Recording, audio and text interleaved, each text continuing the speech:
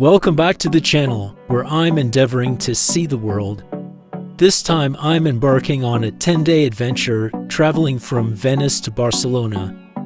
In this video, I will show you how we traveled for this 10-day itinerary, the highlights along the way, along with some practical information about each place. And at the end, I'll share my final thoughts on whether I would do a tour like this again. We'll start by arriving into Venice on the Adriatic coast of Italy.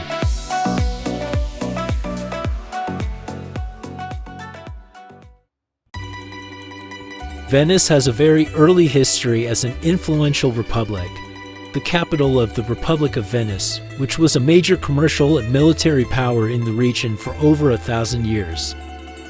Now it is a major tourist destination, an iconic center for the arts, known for its festivals, and an awe-inspiring place to experience. Piazza San Marco, or St. Mark's Square, is in the San Marco neighborhood. From Santa Lucia station, it is just over 2 kilometers, so not a bad walk through Venice, crossing numerous canals.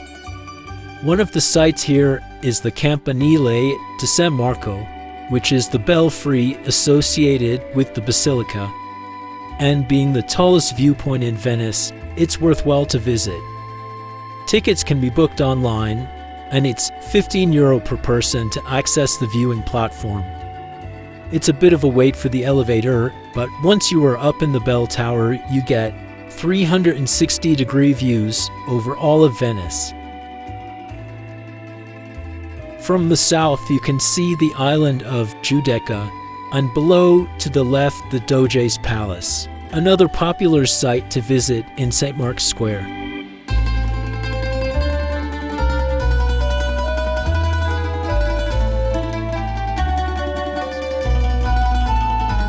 To the east, the full view of the Doge's Palace and St. Mark's Basilica.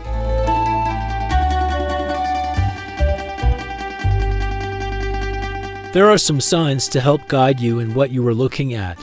The view to the north takes in all of Venice, which is made up of over 100 islands.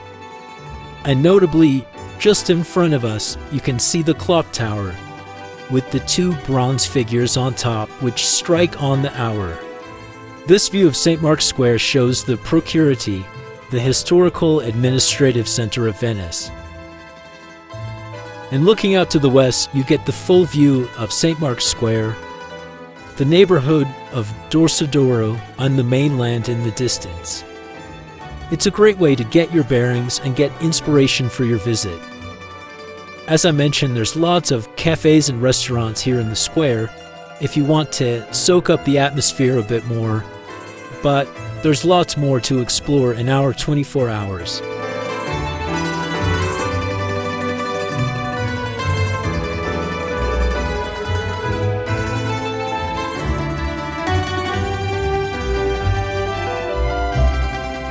The Basilica is an authentic Catholic church operating services. Entry is free, but be aware if you enter during a service, a guided tour is your best bet. The Doge's Palace is best to book a timed entry ticket in advance. It's now a museum, but where the Doge, the leader of the Republic of Venice, lived, and you can see the inside, including the Bridge of Sighs leading to a former prison.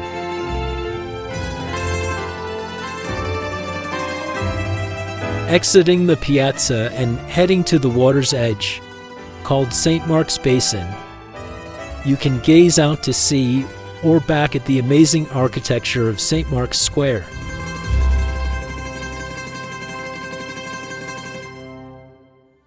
I recommend getting a view of this magical city from the unique vantage point of a gondola. A tour lasts 30 minutes and is a fixed price of €90. Passing under a notable landmark, the Rialto Bridge on the Grand Canal. As you can see, there are some parts of Venice not accessible on foot, and this tour gives you a peek into these quiet spaces.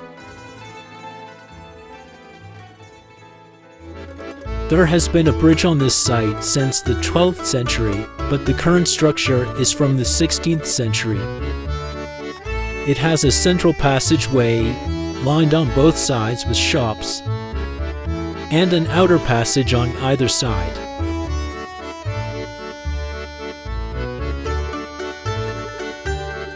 I'm sure it's clear how this is one of the main tourist sites in Venice. There are a lot of people waiting to get the perfect photo spot.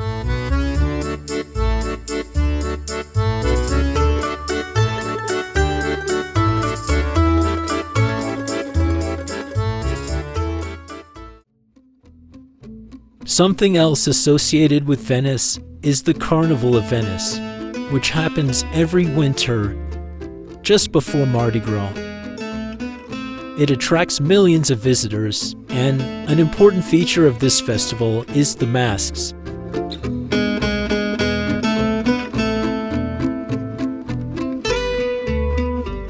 This is one of the mascherare, or mask makers.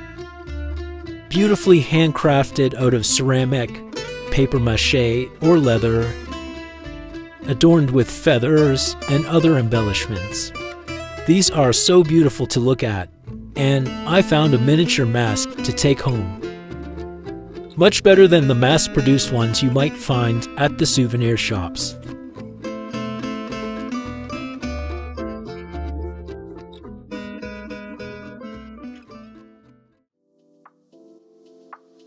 €350 is what we paid for one night, but it was a Friday, which can be more than weeknight rates.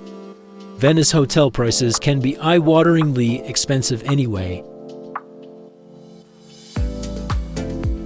It's more of a modern hotel with much attention to detail in the decor, matching modern design with Venetian details.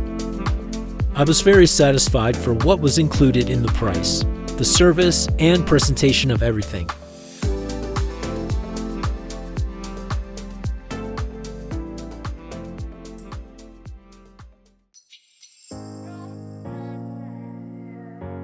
Well, after our fantastic day in Venice, it's embarkation day, and we're off to Ravenna by train. It was going to take 2.5 hours on the fast train with one change. It's a good idea to book train tickets in advance for the fast services. Then Ravenna Cruise Port is about a 20-minute taxi ride from the train station. We're taking Royal Caribbean's Explorer of the Seas and can't wait to get on board. I certainly won't mind taking a cruise from here again. Ravenna also offers a lot to see and do, and the beaches along this coast are good too. We've now started our 8-night cruise to Barcelona with so many stops ahead of us. The sail-away party matched the good mood, and we knew there'd be plenty of time to enjoy all the ship had to offer. Our spacious balcony cabin, perfect for Mediterranean weather, a good size and still in good nick for a 25-year-old ship. I've done a complete ship tour and review of Explorer of the Seas, so I won't touch too much on the ship spaces here, but do head over to the channel for that, and I'll put a link in the description for that video. Our first port day was Zadar in Croatia. The buffet is a good option on a port day. You can go at your own time, and I think this ship had one of the better breakfast buffets I've seen. We opted for the shuttle bus outside the cruise terminal to the center of Zadar. Along the waterfront are some of the main sights. The Monument to the Sun with hundreds of solar panels provide energy for light shows at night. The large circle represents the Sun, and the smaller ones, the planets in orbit. And another installation in the same space, the sea organ, which is a series of small holes down to the sea which act as organ pipes. The sound is from the motion of the waves below reacting with the pipes. Definitely unique. I'm sure it's never the same song twice. The waterfront is long and inviting for walking along, but note there is no shade if it's really hot.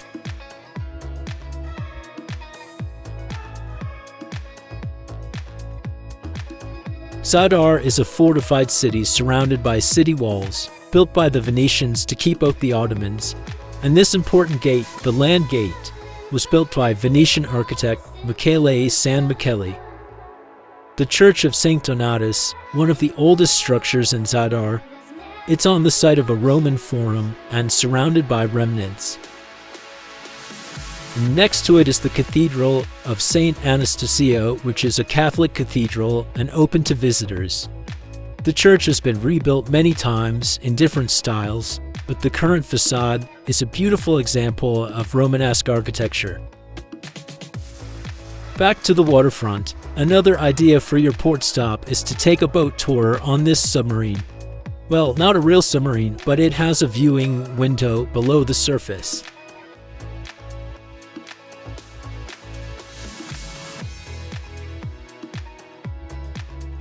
Back on board, some evening entertainment by the cruise entertainment team. A 70s, 80s night with music and dancing in the Royal Promenade. In general, the evening entertainment was pretty good, always based around a theme, although I found it could fizzle out a bit early with no focus area. Well, my full review of the entertainment is in my Explorer of the Seas video.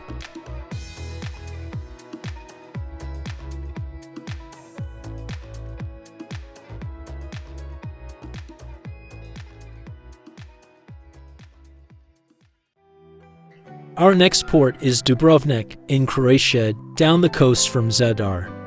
And Dubrovnik was definitely a city I'd heard great things and wanted to visit.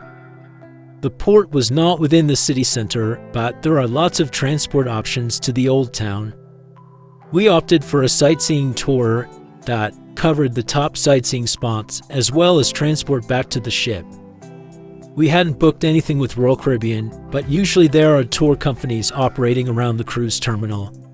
Our driver took us around the city walls, which surround the old town.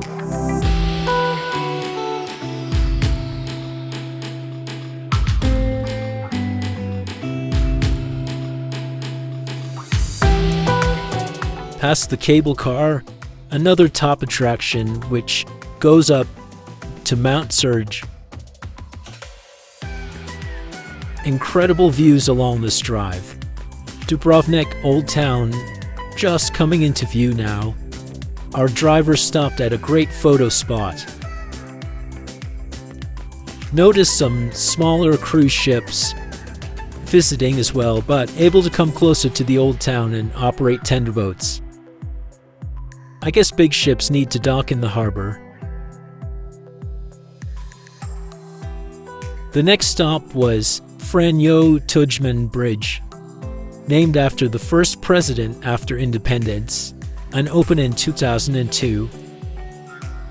A good view of Cruz Harbor and our welcoming Explorer of the Seas.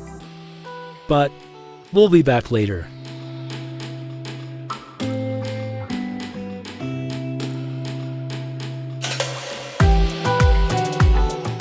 Our driver left us for some exploration time in the old town. Just outside the city walls is this lagoon with kayaks for rent. Inside the walls, the old town is compact with striking architecture. Unfortunately, this area is prone to earthquakes, so many of the structures have had to be rebuilt, but it retains its medieval style and is a UNESCO World Heritage Site. You can circumnavigate the city walls. There is an entrance fee for this, and it's about 2 kilometers to fully walk around. Or you can enjoy museums or shopping or the many cafes. It was hot, so we were looking for a place to swim.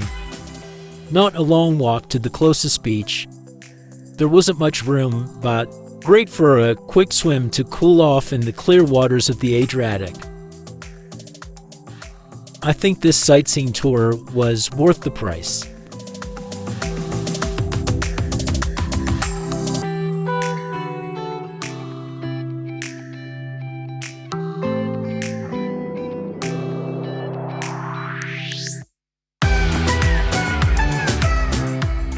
Back on board, we got to take in the ice show, Spirits of the Seasons. I think it's neat having an ice rink on board, and the production was really good. As far as I know, Royal Caribbean is the only cruise line to offer this type of entertainment, so I think that gives them an advantage. It's also an added included activity, ice skating sessions.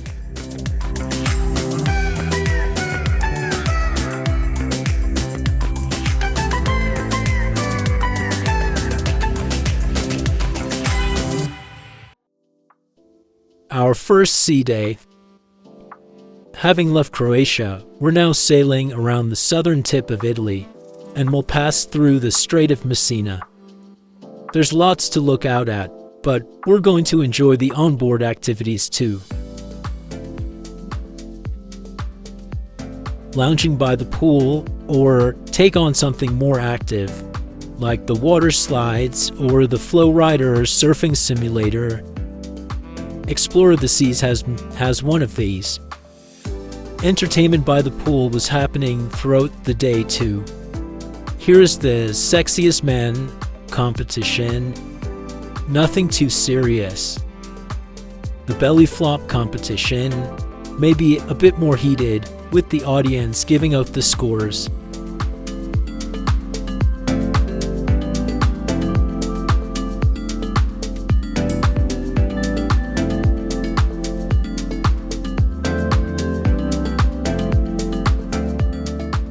Instead of the main dining room, we had dinner in one of the specialty restaurants, the Steakhouse Chops Grill. Come here for perfectly cooked steaks and an elevated experience versus the main dining room. There's an extra charge for this. It's not included in the cruise fare, but I recommend it on a longer itinerary to try a few of the venues. But again, check out my other video specifically for Explorer of the Seas, where I give a full review of these chocolate lava cakes.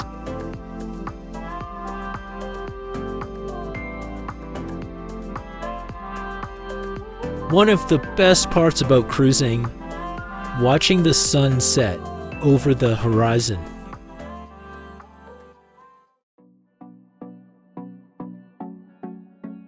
The next day, further up the coast in the Italian Riviera, is the port city of La Spezia. This is the port that might be called Florence or Pisa on your itinerary, and they are in nearby Tuscany. This is a busy port, so you need a port shuttle to get to the terminal, but once outside there are a few options for your visit here. The Old Town Center is within walking distance, but also within just a 5-minute walk from the terminal. Along this sunny promenade is Hop Hop Boat Tour. This company offers shared and private boat tours of different lengths. We are very close to the postcard perfect villages of Cinque Terre. That tour is a little longer and definitely something for next time. But this time we are taking a guided tour to the 3 islands and Porto Veterinary. Hop Hop have this nice floating platform where you wait to board your speedboat.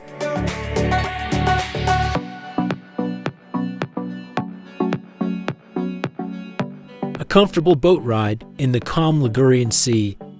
This is the second largest of the 3 islands in the archipelago. It's mostly still an active military base, so no going ashore.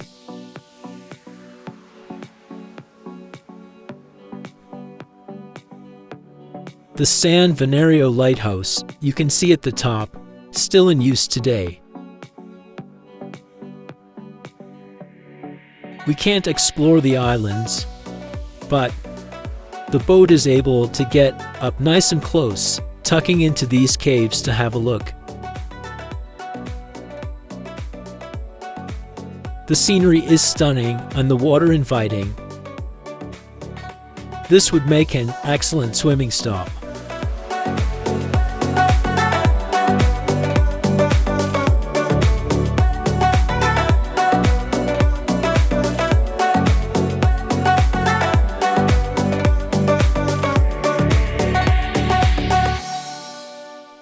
A special statue marks the southernmost tip of the archipelago. Stella Maris, or a Star of the Sea, which symbolizes the Virgin Mary as the protector of seafarers. The statue sits on a submerged rock, so warns of the danger. Having rounded the 3 islands, we're back at the mainland now and can see San Pietro Church coming into view, which is in the town of Porto Venere. While not one of the Cinque Terre, it's also designated a UNESCO World Heritage Site. And it's beautiful.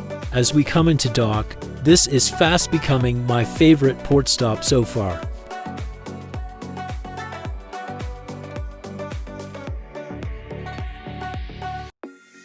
There's a few landmarks here like the San Pietro Church and Doria Castle, and maybe with more time, but we were hoping for a swim and made the short walk to a beach.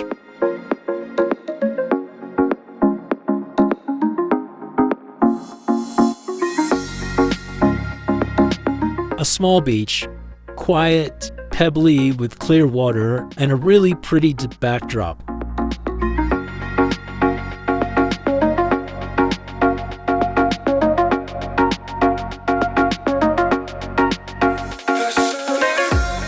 I read that for one day each year, this channel is closed to boat traffic, and people are able to swim to the island on the other side.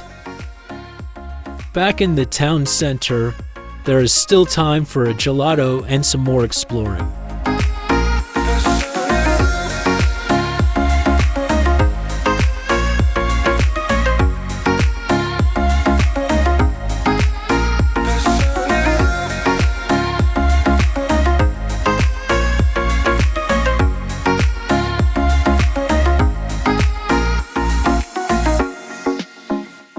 The Doria Castle, which is not a royal palace, but was for military defense and was once a prison. And through this gap, we discover a swimming grotto, much closer than the beach that we went to, but it was quite a bit busier. Also perhaps a little dangerous, so I'm happy with our trek to the beach. So this was a fantastic couple of hours, and we're not long back to the ship. We had 2 sea days on this itinerary, so more time to enjoy the pool and what was going on. One of the bars on board, the Schooner Bar, had some evening entertainment and great cocktails. There's a large theater on Explore the Seas which hosts different performances each night, from musical tributes to aerial shows. Day 9, and we are now in France. This is Villefranche-sur-Mer, from which we will get to Monaco.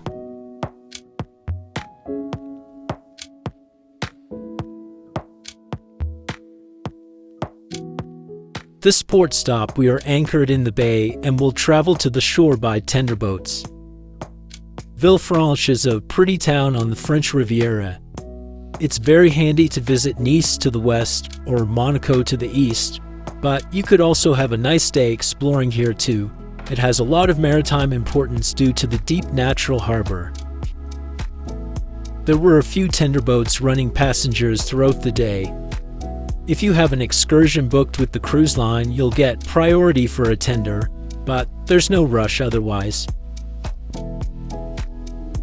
The tender takes us to the center of the main waterfront area, where there's plenty of restaurants, tour operators, and even a beach. The narrow streets and alleys up from the waterfront also have many shops and restaurants.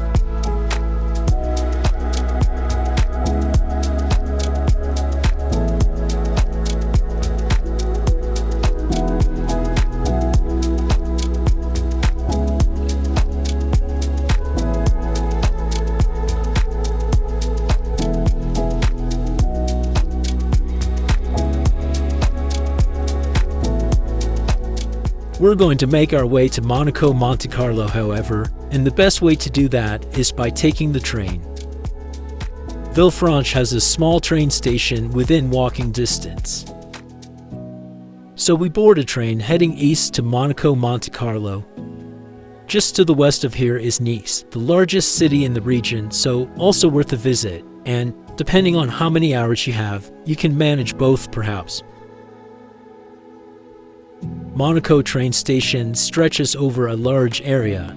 A lot of Monaco is connected with tunnels, and there are a few different exits depending on what part of the city you are aiming for.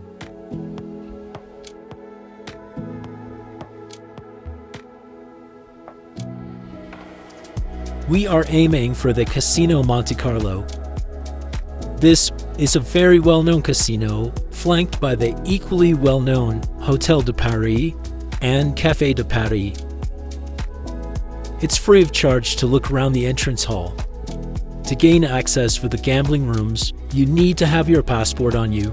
Other forms of ID weren't accepted, unfortunately.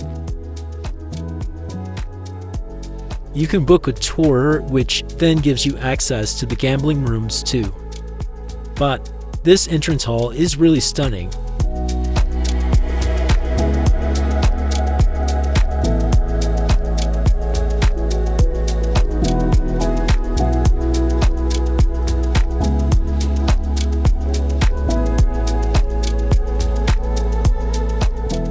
This restaurant is Le Salon Rosé, which is open for lunch and dinner. There's a dress code here for the restaurant and the casino, so as well as a passport, you need a bit more than your poolside outfit. To the right here is the Café de Paris, a renowned people-watching spot for the comings and goings in front of the casino. If you know Formula One racing, you will recognize this. The hairpin turn on the Monaco circuit, called the Fairmont hairpin because it's right in front of the Fairmont Hotel. Even race cars have to slow down for this. Overlooking the main marina in Monaco, this is normally a nice area to walk around and admire the yachts. But this weekend it was being set up for the Monaco Yacht Show, a huge event that took over the whole marina. But the views are stunning. We've climbed up Le Rocher, which is the old town or historic center of Monaco. It is where the palace of the Prince of Monaco is situated, so a current royal palace. Monaco is a principality, an independent state but with close links to France. With a rich history, most of which is up here on Le Rocher, along with stunning views. You might know the story of the former Prince of Monaco, Prince Rainier, who married the American actress Grace Kelly, which really raised the other's profile on both sides. Princess Grace sadly died in a motor accident in 1982, but her memory lives on here.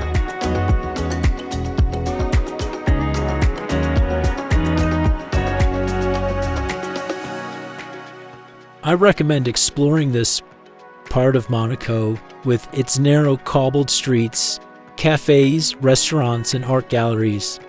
It's a great place to explore.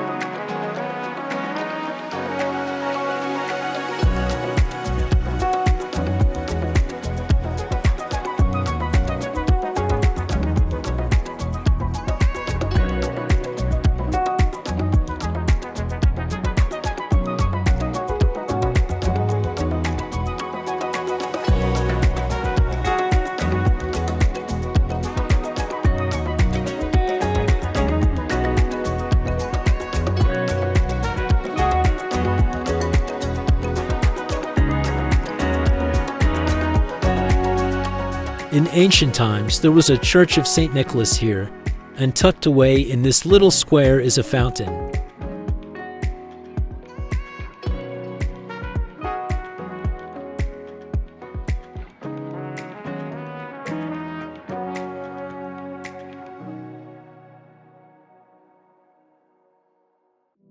The church here now is the Cathedral of Our Lady Immaculate. Built in the early 20th century in the neo-Romanesque style, it's both striking and peaceful. It's also a shrine, the final resting place of Princess Grace and Prince Rainier III.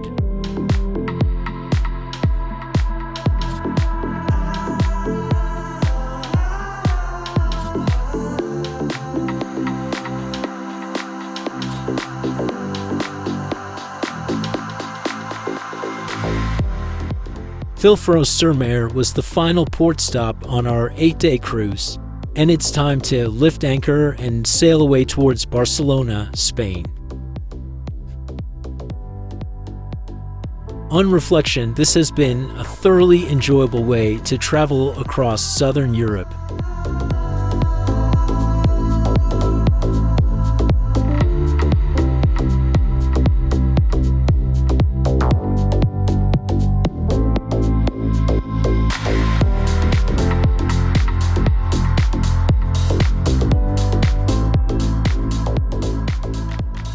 This beautiful sunset, the backdrop of the Alps Maritime, citing a few porpoises, really sums up this cruise experience for me.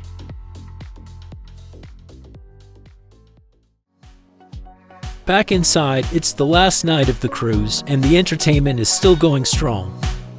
A silent disco in Dizzy's Lounge, a great bar with a view,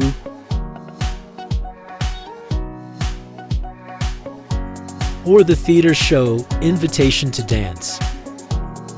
There are different options across the ship to suit your mood.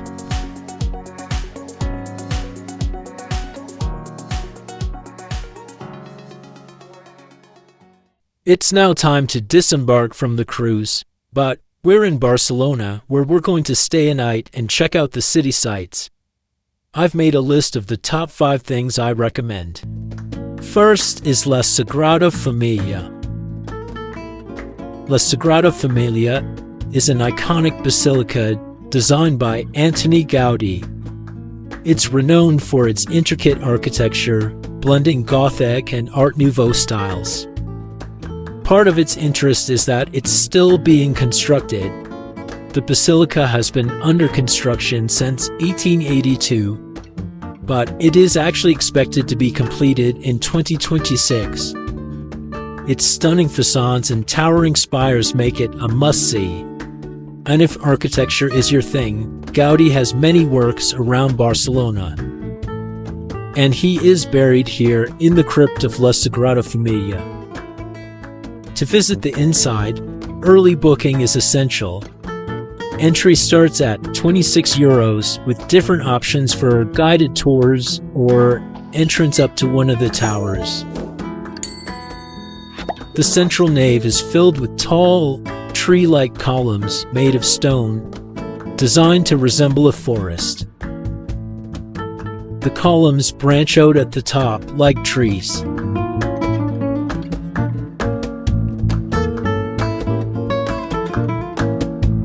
And natural light is playing a crucial role here. Gaudí designed the basilica so that sunlight floods the interior through many stained glass windows.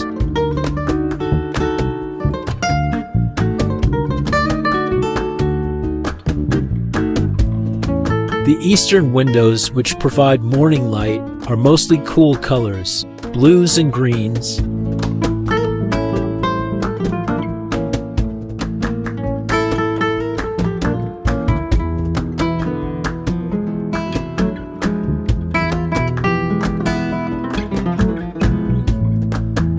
The western windows, which get afternoon light, glow with warm colors, reds and oranges, to create a contrast.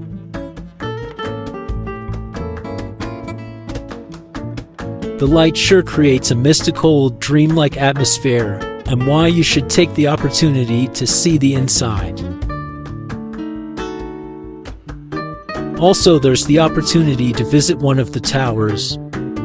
Just note, there are a lot of stairs to navigate, so do take that into consideration. There is an elevator up, but no alternative to walking down. This incredibly cool but dizzying spiral staircase is the only way down. But being up in the tower offers incredible views across Barcelona. This is the view from the Passion Tower. And also an up-close look at the intricate design of the embellishments on the basilica. Across the street from La Sagrada Familia is the Plaça de Gaudí. It was designed to complement the basilica and offers a great place to admire it from the outside.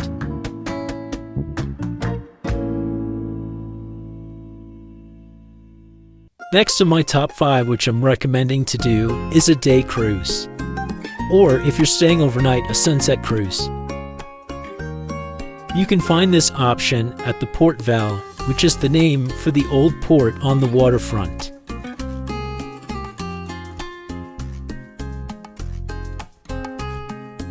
There are a few different operators in this area. You can book in advance or potentially find something on the day.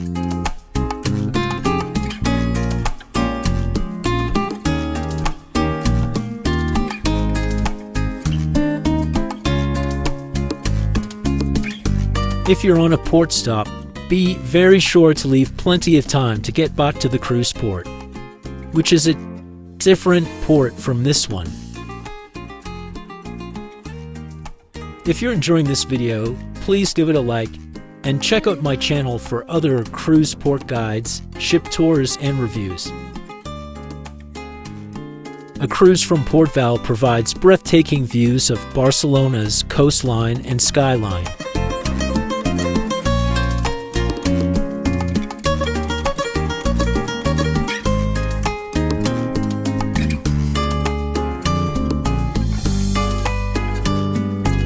As you sail, you can enjoy live music, tapas, and drinks while enjoying the sunshine. If you have an overnight in Barcelona, this experience is ideal for chilling in the evening after a hard day of sightseeing and capturing stunning photos to remember it.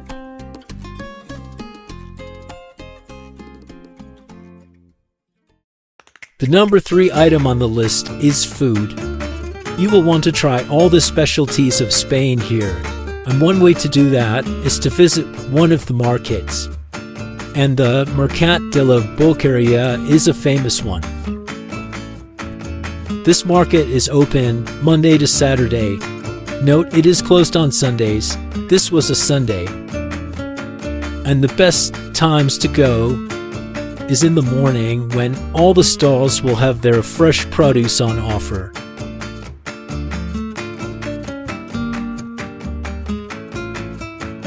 Definitely don't leave Barcelona without sampling some of the best-known dishes. Here is an amazing display of fresh seafood.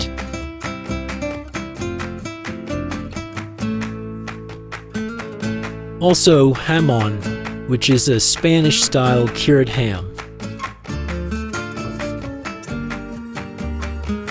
A seafood paella, prepared slowly, made to order, with a Spanish draft beer.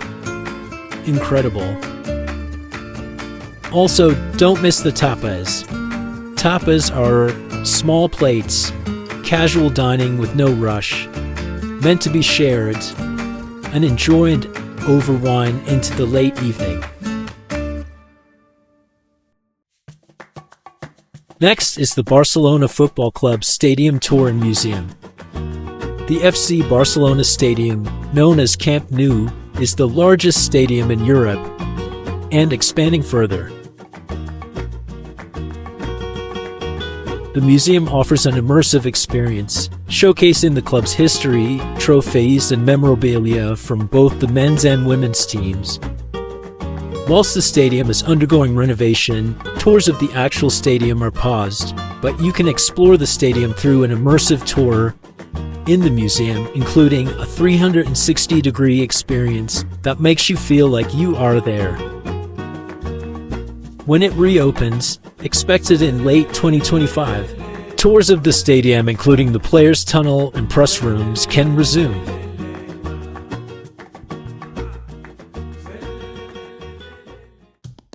Final spot on our top 5 things to see and do in Barcelona is Plaça de Catalunya, which sits at the top of La Rambla, a famous street in the center of Barcelona. Plaça de Catalunya is a bustling square in the heart of Barcelona, connecting the old city with the modern Eixample neighborhood. It's surrounded by shops, cafes, and fountains, making it a great spot for people watching and relaxing. It's a historical spot too, and provides great access to all other parts of the city. Heading south from the square, you'll find La Rambla, which connects all the way to Port Val and about halfway down, you'll pass the Mercat de la Boqueria, having referred to both of these earlier.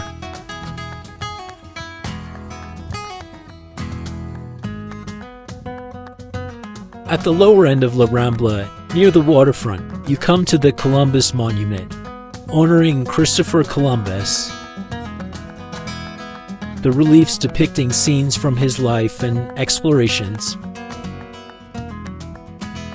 You can access a viewing platform at the top for 360-degree views from 60 meters up. So what are my overall thoughts on this adventure? Well, first, you might have noticed from my sister channel, The Walking Cruiser, that I do like cruising, and it is one way to see the world. However, this was the first time I have done a one-way itinerary, and I did like that because it was an additional city where we could spend more time before and after the cruise. Sometimes a port stop is enough to enjoy a new town or city, but sometimes it's really not. So, having a port stop gives you just enough of a teaser to make you want to come back. I would certainly return to Dubrovnik or La Spezia in the future, but let me know what cities piqued your interest. We took this trip in September 2025, and I think, for the Mediterranean, that is the best season. It's not too hot to explore the sights, but still hot enough. Also, it can be less crowded. The combination of the beautiful September weather and the fascinating ports would definitely put this on a list to do again. Thanks for watching. I hope it has inspired your next adventure. Bye for now, and see you in the next video.